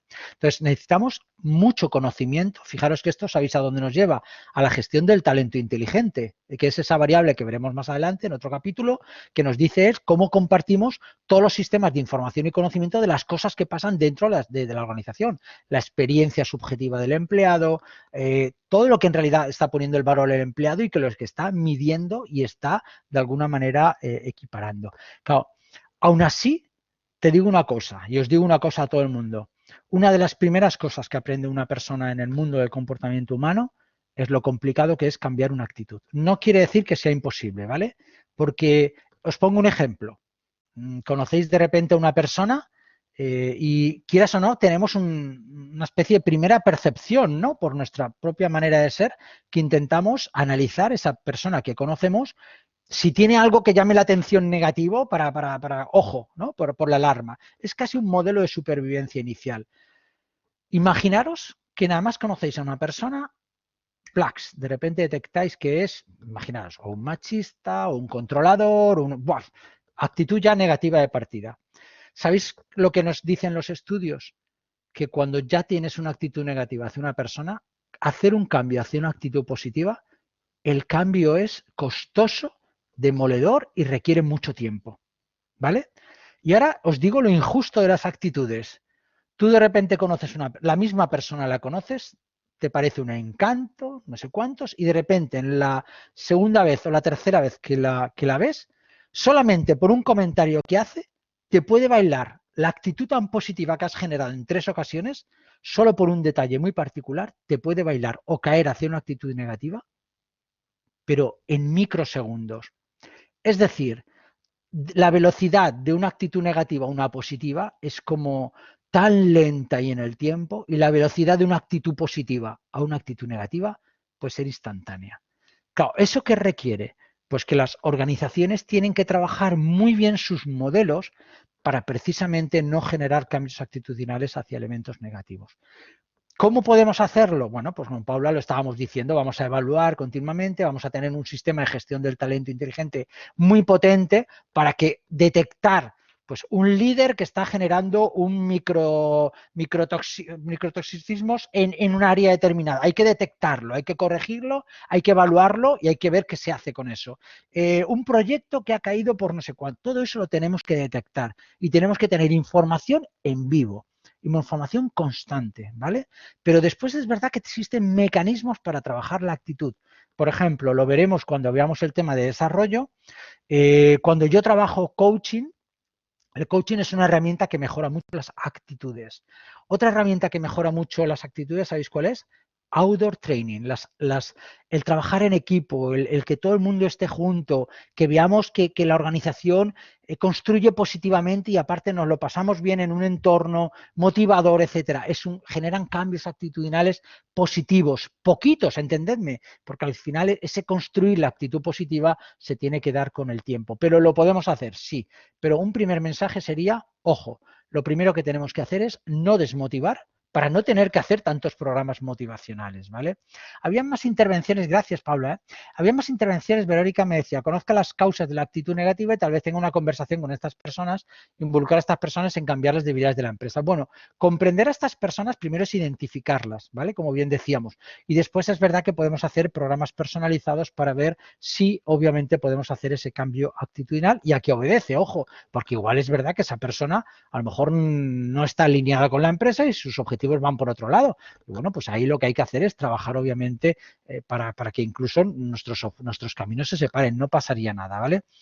Estela me dice hacerse sentirse importantes. Bueno, estamos hablando del reconocimiento, que es uno de los grandes dramas. Lo veremos cuando veamos el tema de la motivación. El reconocimiento es la estrategia más potente motivacional que existe, la más barata que existe y la menos utilizada en las organizaciones. Ya veremos cómo hay estrategias para poder hacerlo y, en efecto, es una de las estrategias más potentes que hay a nivel organizativo. Y Andrea dice, yo creo que todo es conciencia. El cambio de actitud es una decisión personal, pero necesitas el apoyo de la empresa. Bueno, es verdad que es una decisión personal. De hecho, fíjate, Andrea, lo que estás diciendo, y yo creo que es una de las cosas que a veces, fijaros, en las conferencias que doy a empresarios, yo se lo digo, mirar, podéis comprar muchas cosas en la organización, pero lo que no podéis comprar nunca es la actitud de tu empleado. El empleado, su actitud es la principal variable individual por la cual él decide si quiere darlo o no a la organización. Y eso se transformará en un compromiso o en un engagement o al contrario, en un no comprometerse o en un disengagement. Entonces, fijaros, eso no se puede comprar. Yo puedo ayudar generando buenos entornos, buscando un buen clima, generando un buen reconocimiento, haciendo programas de bienestar. Todas estas cosas que hacemos en recursos humanos pueden generar contextos favorecedores de actitudes. Pero, como bien dice Andrea, la actitud es una decisión individual. Nadie nos puede comprar la actitud. Nadie. Por lo tanto, es verdad que es un elemento, es la verdadera arma del profesional, del empleado dentro de la organización. Por eso no es una variable con la que recursos humanos podamos gestionar directamente. Tenemos que gestionar modelos indirectos. ¿Qué significan modelos indirectos? Generar modelos de variables que pueden afectar a la actitud. Eso sí que lo podemos hacer en recursos humanos, pero nosotros no podemos cambiar como si fuera, ¿verdad?, un nivelador, no podemos poner nivel alto, nivel bajo. Ahora quiero que tengas mejor actitud. No, esa es una decisión personal, intransferible, y que eso es lo verdaderamente potente que hace que sea importante el tema del elemento humano, ¿vale? Me he extendido quizás demasiado, pero quiero que comprendáis que estos 3 pilares son fundamentales en el mundo de las competencias. Quiero que comprendáis que las actitudes son difíciles de trabajar, las habilidades son medio difíciles y los conceptos son los más fáciles. Y sin embargo, claro, caemos muchas veces en hacer muchos cursos, pero nos dejamos las dos cosas, nos dejamos las habilidades y nos dejamos las actitudes. Y eso sí que no puede ser. En gestión por competencias entendemos que los 3 son realmente importantes y vais a ver algún ejemplo para poder entenderlo. Mirar, esto por ejemplo es una herramienta que yo diseñé y que se está utilizando en sistemas de evaluación de feedback, en coaching, etcétera, que se miden 22 competencias directivas, ¿vale? Se llama el Body 22. Body en sánscrito significa el despertar, ¿vale? Es una palabra que busqué en sánscrito para intentar decir, tiene que ser el despertar de la conciencia, de la autoconciencia, que decimos muchas veces, que es una de las competencias más importantes que hay, ser autoconsciente de mis propias competencias. Fijaros que 22 competencias están aquí: flexibilidad, orientación al logro, la calidad, liderazgo, coach, trabajo en equipo, bueno, muchas, Sobre todo son para liderazgo, ¿vale? Para temas de dirección, mandos intermedios, jefes de línea, alta dirección. Incluso tiene sus metacompetencias, es decir, que estas 22, si las tuviéramos que sintetizar en 4, serían estas 4, ¿vale? Y que a su vez nos dan 5 tipos de perfiles de directivos. No voy a entrar en esta herramienta, solo quiero que entendáis que hay muchas herramientas de este estilo que sirven precisamente para intentar medirnos o para decirnos. De hecho, podéis buscar qué competencias son las más necesarias para los jóvenes en el próximo futuro. Vais a encontrar competencias y puede ser una verdadera guía que os pueda ayudar para hacia dónde tendríais que ir, ¿vale? Yo trabajo estas 22 que para mí son las más importantes. Vamos a ver más cosas. Fijaros, cuando yo evalúo a un directivo, fijaros aquí, esta sería la evaluación de un directivo. Las barras verdes son la autoevaluación. Por ejemplo, vamos a ver esta de aquí abajo que se llama liderazgo. Aquí esta persona se ha puntuado un 3 en liderazgo de 1 a 5. Es decir, es verdad que se ha puntuado un nivel, pues bueno, si de 1 a 5 el 2,5 es la mitad, se ha puesto un poquito positivo, ¿vale? Un buen líder. No ha llegado al 4 ni ha llegado al 5, no se ha puesto como un gran líder, pero bueno, se ha puesto algo positivo.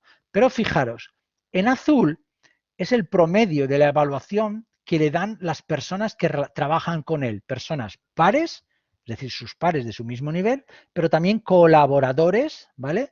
O también incluso supervisores. Depende de los niveles, podemos encontrar estos 3 niveles de evaluación. ¿Cuál es el promedio? Fijaros lo que le están diciendo. Tú te evalúas un 3, pero el promedio te está evaluando un 2,33. Fijaros, esto es un gap, y además un gap difícil de gestionar, porque a veces las personas se evalúan mucho más positivos. Por ejemplo, este perfil es una persona que se evalúa 4 a nivel de ser un líder coach, una persona que desarrolla y ayuda a los demás, pero la media de lo que le han respondido los demás es 3. Es decir, que no se lo crea porque no es verdad, ¿entendéis? Y sin embargo, por ejemplo, su contexto lo ha evaluado un 5, en que es una persona muy exhaustiva con la información, muy concreta en eso, y él se ha evaluado menor. Es decir, hay áreas donde yo soy más humilde y hay áreas donde yo soy más soberbio.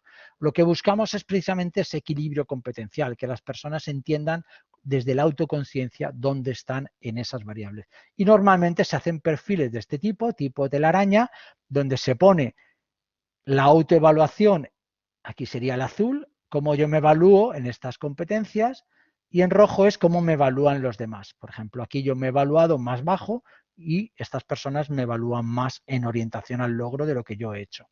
Por lo tanto, es muy fácil decirle a esa persona, oye, créetelo, que tú eres mejor, estás muy orientado al logro, eres bueno en el logro, y créetelo porque lo haces mejor de lo que tú mismo piensas. Pero puede haber otras áreas, por ejemplo aquí, esa persona se ha evaluado como altamente solucionadora de conflictos cuando el contexto le ha dicho que, ojo, que no es verdad. Entonces, estos son gaps de autoconciencia que son realmente muy importantes en nuestra evaluación competencial y trabajamos muchísimo este tipo de feedback con los directivos, ¿vale?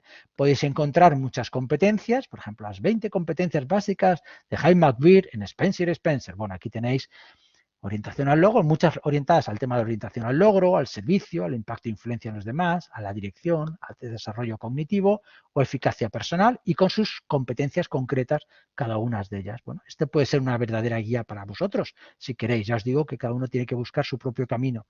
Pero lo que más me interesa que entendáis es que cada competencia en realidad no es una definición que yo diga orientación al logro. No, no, no, no. Espérate, orientación al logro tiene su definición de qué es orientación al logro y tiene sus niveles. Por ejemplo, aquí os pongo una competencia que es la de trabajo en equipo. ¿Vale? Yo esta la he utilizado en una empresa y de hecho esta competencia la hemos trabajado y la hemos sacado de los propios empleados. Les hemos preguntado que nos comentaran a alguien que trabajaba muy bien en trabajo en equipo en la organización. Recordar, siempre utilizamos el modelado de la gente de alto rendimiento. Y a través de ese modelado nosotros establecemos el nivel más alto, el nivel de coach de equipos, por ejemplo, sería el nivel de esa persona que nos sirve como ejemplo, pero que no todo el mundo lo tiene, ¿vale? Pero sería el nivel más alto. Y dentro de ese nivel más alto, que sería el nivel 4, aquí veis muchos comportamientos que son indicadores de esa competencia. De hecho, hay muchas organizaciones que dicen, pues bueno, si tiene este comportamiento 1 sería 4A, si tiene el 1 y el 2, 4B, si tiene el 1, el 2 y el 3, 4C, si el 1, el 2, 3, 4, 4D, si tiene el 1, 2, 3, 4 y 5, 4E. Es decir, que incluso un nivel puede tener subniveles. ¿Eso qué significa? Pues que, bueno, podéis hacer el ejemplo. ¿Dónde os pondríais vosotros en estos 4 niveles competenciales? ¿Seríais, cuando trabajáis en equipo, os consideráis un coach de equipo? Una persona que tiene un espíritu de ganador, que fomenta la confianza, que expresa satisfacción a los demás de éxito, que apoya el desempeño de otras áreas, que sacrifica a su propia persona por aras de mejorar al equipo, que tiene una dimensión de metacompetencia equipo que llamamos muy grande. Esto es muy difícil que alguien de vosotros lo tenga, ¿entendéis? Esto que se gana mucho con la experiencia, con mucha experiencia de equipos y aún así muchos de nuestras alta dirección no llegan a tener este nivel. O tenéis un nivel 3 que es un poquito más bajo, que son los capitanes. Desarrollan, los capitanes que son, pues bueno, tienen menos comportamientos de este estilo, ¿verdad? Y también podrían tener 3A, 3B, 3C con todo este tipo de comportamientos. O sois los deportistas. ¿Qué son los deportistas?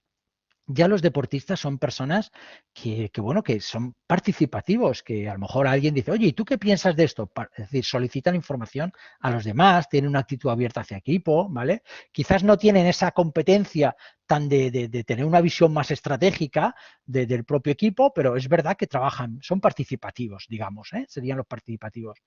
O sois sencillamente colaboradores.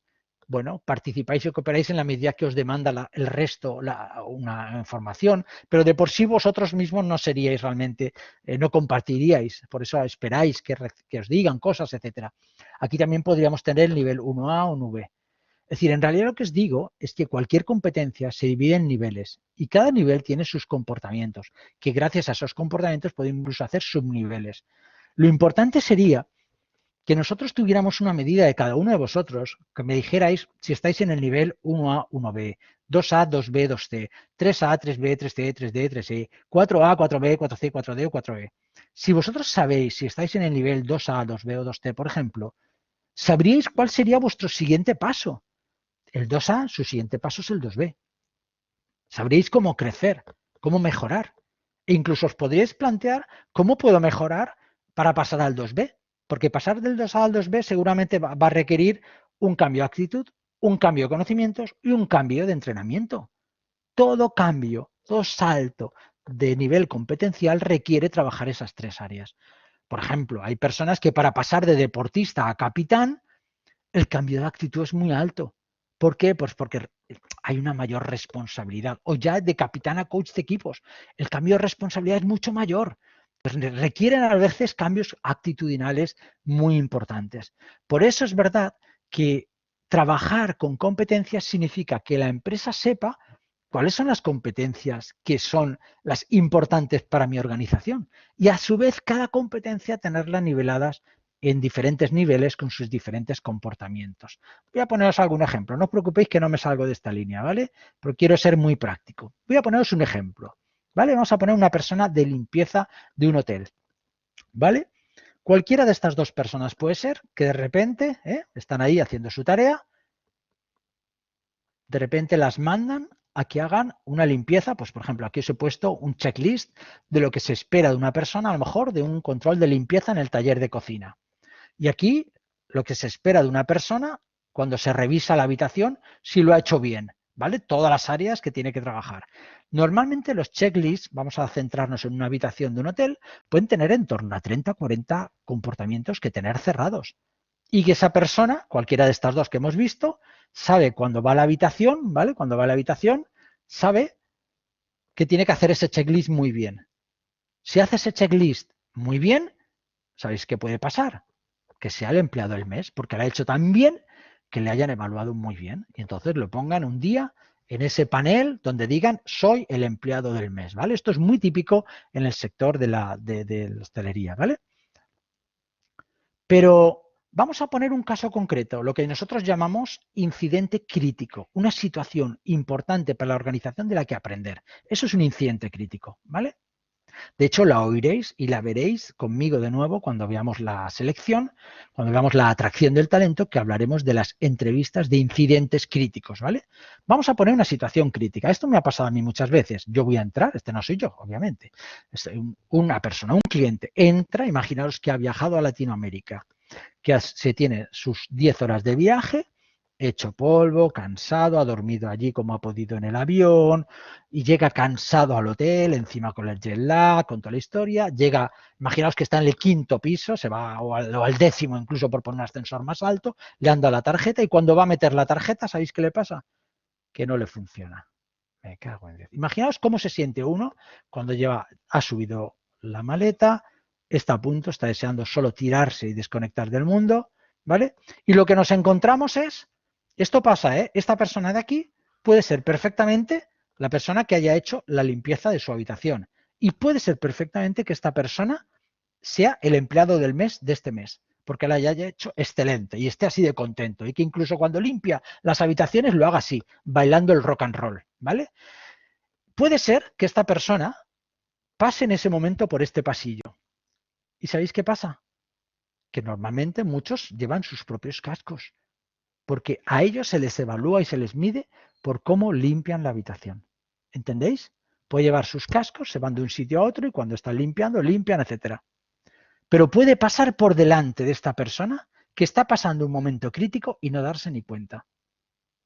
Esa es la diferencia entre lo que llamamos nosotros entre el análisis de puestos o la descripción de puesto y la gestión por competencias. En algunos artículos que yo he publicado en prensa, yo digo, el análisis de puestos ha muerto. No quiere decir que no exista, claro que existe. La gestión por competencias utiliza parte de la información del análisis de puesto. Pero el análisis de puesto no es la piedra filosofal. La piedra filosofal es la gestión por competencias. Porque esta persona tendrá un concepto competencial, si se hace desde las competencias, que se llamará mentalidad de limpieza de habitación, ¿verdad? Que entra en la habitación y donde no solamente mira el checklist, sino quedaros mirando la habitación. ¿Qué veis?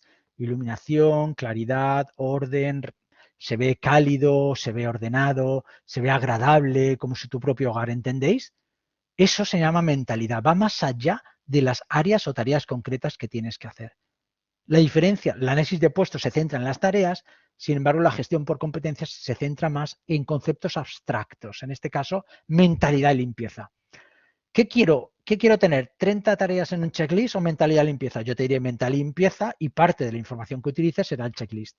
Pero yo tengo que tener mentalidad, gente que piense y que analice esa habitación si cumple con los estándares de lo que yo entiendo con mentalidad y limpieza. Pero ¿sabéis qué? Que en la gestión por competencias esa persona tendrá mentalidad y limpieza, pero tendrá otra competencia que se llaman competencias genéricas o competencias corporativas o competencias organizativas o competencias de empresa, competencias globales que se llama orientación al cliente. ¿Y por qué es tan importante esta competencia? Pues porque si tiene esta competencia de orientación al cliente, cuando pase por la habitación y pase por aquí cerca, lo primero no llevará cascos. Porque cualquier cosa que pase en la organización le tiene que afectar y tiene que ayudar, porque tiene orientación al cliente y ha sido entrenado al respecto. Se acercará a esa persona y le dirá, ¿le pasa algo? Sí, no me va la tarjeta. No se preocupe, ahora llamo a recepción y que la atiendan y que le suban a alguien o deme la tarjeta si yo soy capaz de poder solucionarlo. ¿Entendéis la diferencia? En un concepto más básico de descripción de tareas y puestos, esta persona no resolvería esta situación crítica. En un concepto competencial, yo tendría a lo mejor 2, 3 competencias como persona de limpieza. Tengo una que es mentalidad de limpieza, tengo otra que es orientación al cliente y puedo tener a lo mejor una tercera que se llame, esta mentalidad de limpieza sería una competencia de puesto de trabajo y esta sería una competencia corporativa de la organización, ¿vale? ¿Puedo tener alguna otra de puesto de trabajo? Sí, exhaustivo en el trabajo. Bueno, hay muchas competencias que las vamos a ver con lo poco el tiempo que nos queda. Pero quiero que entendáis la diferencia entre el concepto de descripción del trabajo que venimos utilizando clásicamente como verdadera piedra de los recursos humanos, mientras que en gestión de talento vamos más allá de la descripción de puestos de trabajo y nos metemos en el mundo competencial, que es un mundo más abstracto, ¿vale? Por ejemplo, en las tiendas Disney, ¿qué se suele decir? Cuando alguien entra a la tienda Disney, ¿vale? Se le considera un invitado. Es un cambio de actitud. Están buscando un cambio de actitud de nuestros empleados hacia nuestros clientes. Porque si yo pienso, mira, ha entrado un cliente, atiéndele, no es lo mismo a que cuando entra alguien en vuestra casa, vosotros no pensáis, no le saludáis, no, ¿por qué? Pues porque hay una intimidad, es vuestro espacio, es como que va a conocer vuestro espacio, entonces tenéis que enseñárselo o presentarle a los demás, ¿entendéis? ¿Consideráis que es algo íntimo vuestro? Pues en las tiendas Disney, en su manual de socialización, trabajan ese concepto también de invitado. Si alguien entra, salúdalo, pero no lo saludes como si fuera tu cliente, salúdalo como si estuviera entrando a tu casa, salúdalo y ayúdale en la medida que él requiera su propia ayuda. Si estás viendo que está tocando una figurita y que a lo mejor le pueda interesar, una persona desde la perspectiva de la venta diría, pues mire, esa figurita vale tanto y ahora tiene un ahorro, lo sabes, es importante. Eso es venta. En las tiendas Disney, en su manual, dicen no vendas así. Porque nosotros lo hacemos de una manera diferente. Nuestro concepto, nuestro producto, no es un producto tan superficial de venta. Nuestro producto, ¿sabéis cuál es que vendemos en Disney? Ilusión. Entonces, cada persona, cada empleado tiene que vender ilusión en su pedacito de venta. Entonces, ¿qué es mejor? Pues acércate a esa persona. Ha cogido ese detallito, esa botellita o esa tacita y coméntale, ¿sabe usted que esa tacita es la que se utiliza en la película de no sé qué, no sé cuántos? Regálale información, dale valor al producto que está cogiendo. Él mismo te preguntará si le interesa el precio y los precios que tiene. ¿Entendéis? Es una manera muy diferente. ¿Eso cómo se consigue? Con cambio de mentalidades, con cambios de actitudes. Eso no se consigue con un cambio solamente del propio comportamiento. Por eso los modelos competenciales son modelos más profundos, son modelos más abstractos, son modelos que trabajan esto. Entrevistas, seleccionamos por competencias. Selección por competencias, desarrollo por competencias, evaluación por competencias. Cambian en realidad todo el modelo de recursos humanos. Todo el modelo completo lo cambia la gestión por competencias. Por eso os digo que es tan importante que cada vez más profundicéis en todo esto.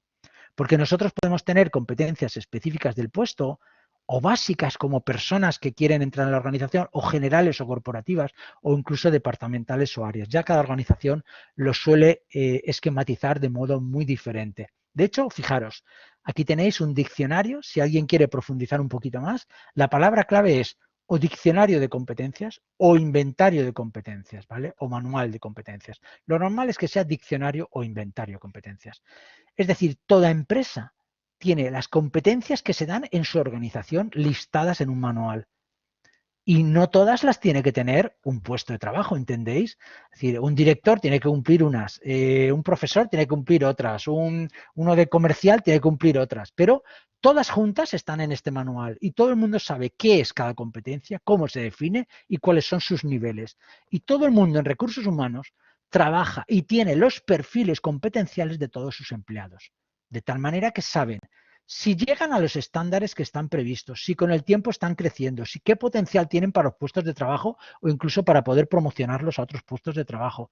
Claro, con esto estamos haciendo una gestión del talento inteligente, que es la que veremos en otro capítulo, tan potente, tan perfilada, que podemos en realidad saber si alguien es promocionable por mérito, si ha recibido entrenamiento, si ha recibido formación, si ha recibido o ha participado en outdoors para cambio de actitud, la evaluación que tienen los mismos y si eso le ha supuesto algún cambio competencial. Por ejemplo, aquí tenéis un diccionario de competencias de una universidad de Santiago. Por ejemplo, aquí tenéis una competencia, autocontrol, una definición y los 4 niveles que componen esa competencia, ¿vale? Aquí sencillamente lo hacen básico, competencia y 4 niveles, A, B, C y D, ¿vale? Aquí, por ejemplo, tenéis la misma, la Universidad Carlos III, que desarrolla también, os pongo 2 tipos de competencias, las que llaman organizacionales y jerárquicas. Ya os digo que cada organización utiliza el tipo de competencia que le puede servir. Capacidad de trabajo en equipo, en red, perdón, la define, se hace la pregunta clave, los criterios de crecimiento y fijaros los niveles de desarrollo, indicadores comportamentales de cada nivel de desarrollo y se va viendo hasta qué punto una persona evoluciona. Puede ser que para un puesto determinado se requiera un nivel competencial 2 y para otro puesto se requiere un nivel competencial 3. ¿Entendéis? Los perfiles de las personas competenciales se tienen que intentar comparar con los requisitos competenciales de ese puesto de trabajo. ¿Entendéis? Así es como se ven los gaps y, por lo tanto, las necesidades formativas o las posibilidades de promoción o el potencial que tienen las personas, etcétera, etcétera. ¿Veis? Aquí tenéis otra, la Universidad de La Salle, tenéis todas las competencias de su manual puestas aquí y en esta parte de la derecha tenéis también, fijaros, lo interesante, la definición, los 4 niveles competenciales y fijaros, comportamientos habituales frente a cambios, dificultades y nuevos datos interlocutores de esta competencia. Grado A, 100%, grado B tiene un 75% y así irían con niveles porcentaje, con comportamientos. Con lo cual los evaluadores, los supervisores pueden estar marcando qué comportamientos están viendo y sabiendo hasta qué grados se están llevando de comportamientos sobre esas competencias. Hay cientos, hay millones de ejemplos de niveles competenciales. Yo diría poco a poco ir metiéndoos más en todo esto, porque en realidad esto es lo que os va a dar valor a la hora de poder hacer y trabajar en recursos humanos. Hoy en día no se entienden los recursos humanos sin la gestión por competencias. Así de claro os lo digo, ¿eh? Y a lo mejor os pilla de sorpresa decir esto, no, yo no había oído, no sabía cómo trabajarlo o no tenía claro que tenía tantas implicaciones. Pues bueno, no veáis las implicaciones que tiene a niveles de los más altos.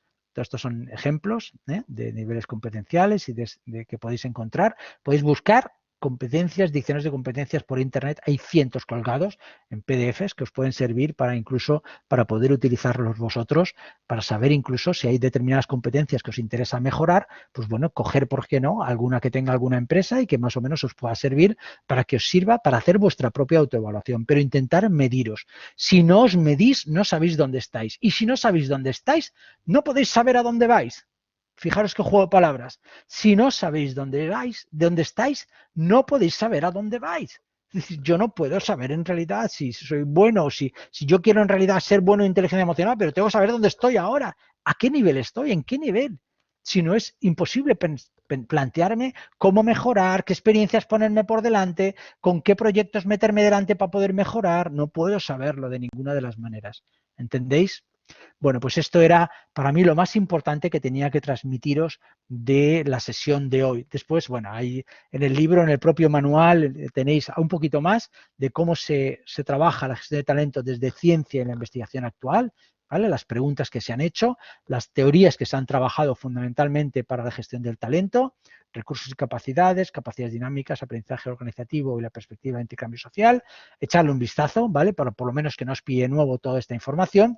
Y después os paso algunos informes que los tenéis también puestos al final del todo, de ese capítulo 4, de estudios diferentes que se han hecho, barómetros internacionales sobre la propia gestión del talento.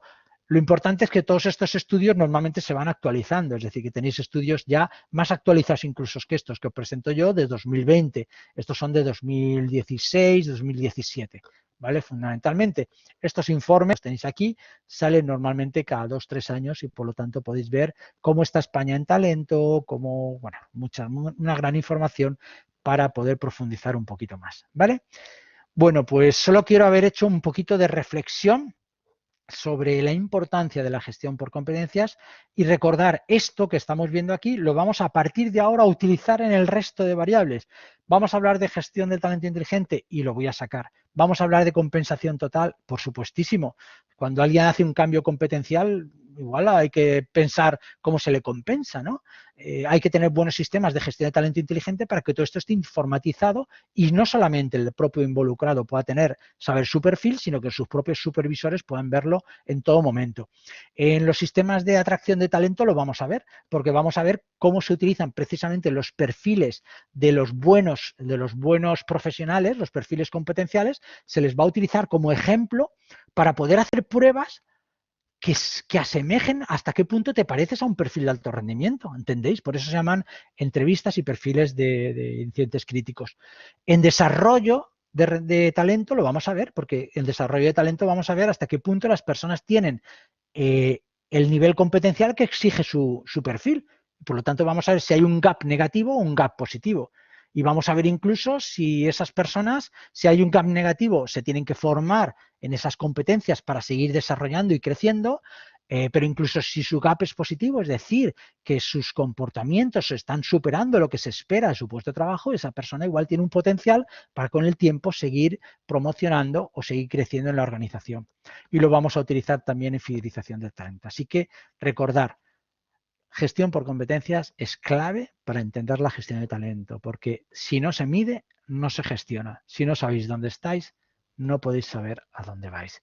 Así que espero os haya gustado la sesión de hoy y como siempre, si tenéis alguna duda, este es el momento de poder hacerlo y si tenéis alguna duda ya más particular, quedaros un ratito más, que yo siempre me quedo 5 minutitos, 10 minutitos después, por si alguien tiene alguna cuestión personal que no quiere trabajarla en público.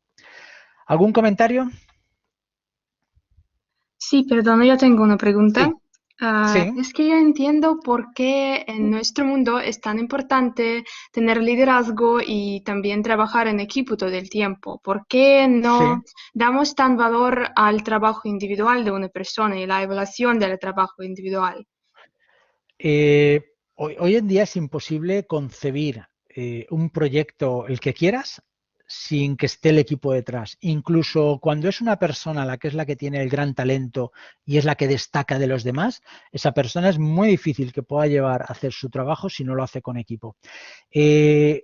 Fundamentalmente, cuando se habla, por ejemplo, de temas de creatividad, nuevos proyectos, nuevos servicios, nuevos productos, mejoras, es decir, todo lo que en realidad hace crecer las organizaciones, yo siempre me quedo con la imagen de que la idea la puede tener uno, pero después esa idea la recoge otro, la transforma en algo más aplicado, que la recoge un tercero y que es el que le da la forma y el cuarto es el que la aplica. Y resulta que lo que aplica el cuarto a veces no tiene tanto que ver con lo que ha dicho el primero. Es decir, gracias a que ha habido un equipo de 4 personas, se ha transformado a algo que ha llegado a un cliente o a un consumidor. ¿Los 4 son indispensables? Sí, individualmente los 4 son indispensables, pero sin los 4 no hubiera habido un servicio que hubiera llegado con la potencia que llega al cliente. Por eso es tan importante el concepto de trabajo en equipo, ¿vale? Y el concepto de liderazgo es importante porque tiene que ver con el desarrollo de los demás. Es decir, las organizaciones crecen porque crecen las personas. Si no hay buenos líderes, las organizaciones no crecen. Por eso el líder no es aquella persona que lidera y se pone como ejemplo, no. El líder es el que ayuda a desarrollar a los demás. Y si no hay desarrollo de las personas, no hay desarrollo de empresa. Si no hay mejora de capacidades de las personas, no hay mejora de las capacidades de las propias empresas. Por eso el concepto de liderazgo es el concepto vital en las propias organizaciones, porque significa capacidades dinámicas, significa crecimiento, significa competir, significa estar en la era del talento, fundamentalmente. Y podemos decir que trabajamos en equipo para guardar tiempo, porque el mundo ahora es muy rápido. Sí. Y lo necesitamos para, no sé, hacer las cosas rápido también. Bueno, es una cosa grave también, ¿no? Bueno, el equipo no es solo un concepto de tiempo. A veces el equipo enlentece los proyectos porque Sí, una persona sola puede tener la idea y puede querer aplicarla. pero también es verdad que solo es muy difícil aplicarla porque vas a tener que descomponerlo en diseño, servicio, distribución, etcétera. Vas a necesitar a los equipos para hacerlo. Y uno de los grandes problemas que se encuentran muchas personas que son muy individualistas es que no saben, es la diferencia entre formulación e implementación. La persona que tiene la gran idea la formula, pero después implementarla es ponerla y llevarla a la práctica. Y ahí es donde sucumben las mejores ideas del mundo, ¿eh? Hay productos que han salido al mercado que son peores que otros que eran mejor formulados. ¿Por qué? Porque han sido mejor implementados. Fíjate lo que te estoy diciendo. Es decir, hay productos que han sido mejores en formulación, pero como no han cuidado bien el equipo, el liderazgo de cómo llevarlo a la práctica, han perdido la fórmula, han perdido la implementación. Y entonces esos productos han perdido la cuota de mercado y han perdido. Y estoy hablando, pues bueno, de muchos productos que a lo mejor nosotros no los concebimos ahora de otra manera, pero después cuando se ha analizado en el mercado, se ha dicho, ostras, si este producto que era mejor, ¿por qué ha fracasado? Y este producto que era peor, ¿por qué ha tenido éxito? Y la historia no depende de la persona que lo crea, depende de la implementación, del equipo y del liderazgo que ha sido capaz de llevarlo a cabo. Fíjate qué curiosidades. Y lo veo. Muchas gracias. Gracias por preguntar. ¿Alguien más por aquí, por favor?